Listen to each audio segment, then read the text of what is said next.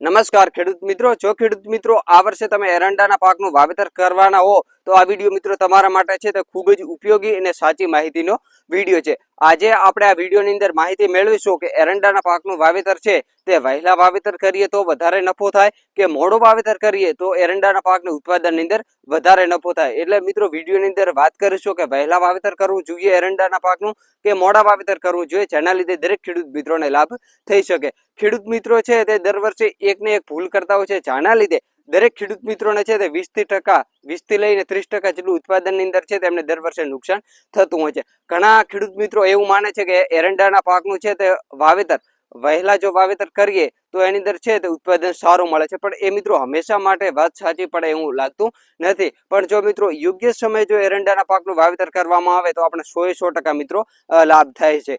જો મિત્રો તમે ખૂબ વહેલું વાવેતર કરો અને પછી જો મિત્રો પાછળના 10 થી લઈને 15 દિવસ સુધી જો વરસાદ નથી આવતો કે 15 દિવસ પછી મિત્રો વરસાદ નથી આવતો, થોડો વરસાદ થઈ ગયો અને મિત્રો તમે વાવેતર કરી લીધું તો પાછળ મિત્રો આપણે બીજડા છે એરંડા ઉગવાની અંદર મિત્રો પ્રોબ્લેમ થતો હોય છે, જેના લીધે આપણે મિત્રો નુકસાન પણ થતું હોય છે. અને જો મિત્રો તમે છે તે બહુ મોડું વાવેતર કરો તો તેની અંદર પાછળથી છે તો મિત્રો મોલો મચી છે, કીટકો છે, મિત્રો ઈયળો છે, જે આપણા પાકને છે તે મિત્રો નુકસાન પણ કરતા હોય છે. એટલે મિત્રો તમારે ક્યારે એરંડાનું વાવેતર કરવું જોઈએ એ વિશે મિત્રો વાત કરીએ તો વૈજ્ઞાનિક ખેતી પ્રમાણે મિત્રો આપણે વાત કરીએ તો ગુજરાતના દરેક ખેડૂત મિત્રો છે તે ઘણી બધી જગ્યાએ એરંડાનું વાવેતર પણ થતું હોય છે. એટલે મિત્રો છે તે જૂનના છેલ્લા અઠવાડિયા અથવા તો જુલાઈના છે તે પહેલા 2 અઠવાડિયાની અંદર મિત્રો તમારે એરંડાનું વાવેતર કરવું જોઈએ. આ તો મિત્રો આપણે છે તે ખાલી આપણે દર વર્ષે વાવેતર કરીએ તેવું મિત્રો આપણે અનુકૂળતા લગાવી, પણ મિત્રો તમારે વાવેતર કરવાનો સાચો સમય હોય તો મિત્રો 8 અઠવાડિયા મેં કીધું આ મહિનો ને 8 અઠવાડિયે છે એ પ્રમાણે મિત્રો તમે વાવેતર કરી શકો છો. અથવા તો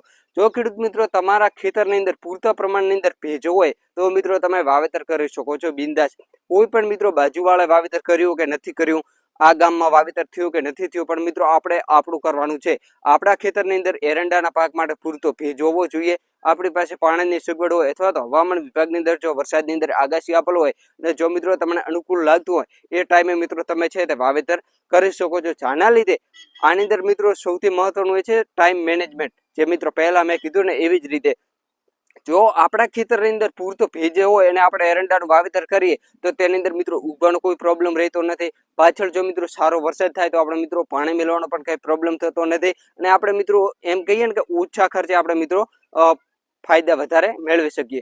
અને જો મિત્રો તમે પહેલા કીધું એમ જો મિત્રો તમે મોડું વાવેતર કરો છો તો પાછળ જતા વરસાદ ના હોય તો આપણે મિત્રો પાણી મૂકવું પડે. પછી મિત્રો શિયાળાની અંદર છે તે ઈયળો પડતી હોય છે, કીટકો પડતી હોય છે, મોલો મચ્છી પડતો હોય છે, જેના લીધે આપણું ઉત્પાદન પણ મિત્રો ઘટતું હોય છે. અને આગતરું વાવેતર કરીએ તો જે મિત્રો કીધું એ પ્રમાણે વરસાદની જો મિત્રો તાણ થાય તો તેના લીધે પણ મિત્રો નુકસાન થતું હોય છે. એટલે જો મિત્રો તમારા ખેતરની અંદર પૂરતા પ્રમાણની અંદર ભેજ હોય, હાલના સમયની અંદર તો મિત્રો ગુજરાતના તમામ રાજ્યો તમામ જિલ્લાઓની અંદર છે તે ખૂબ જ વધારે માત્રાની અંદર વરસાદ થઈ ગયો છે, બહુ સારો વરસાદ થયો છે. તો મિત્રો તમે છે તે હવે મિત્રો 5-8 દિવસ પછી મિત્રો તમે છે તે એરંડાનું વાવેતર કરી શકો છો, જેના લીધે તમને મિત્રો છે તે ઉત્પાદન પણ મિત્રો સારો મળી શકે છે. અને ખેડૂત મિત્રો તમે કઈ વેરાયટીના એરંડાનું વાવેતર કરો છો અને એરંડાનું વાવેતર કરો છો કે નથી કરતા એ પણ તમે એમને કોમેન્ટ કરીને જણાવજો.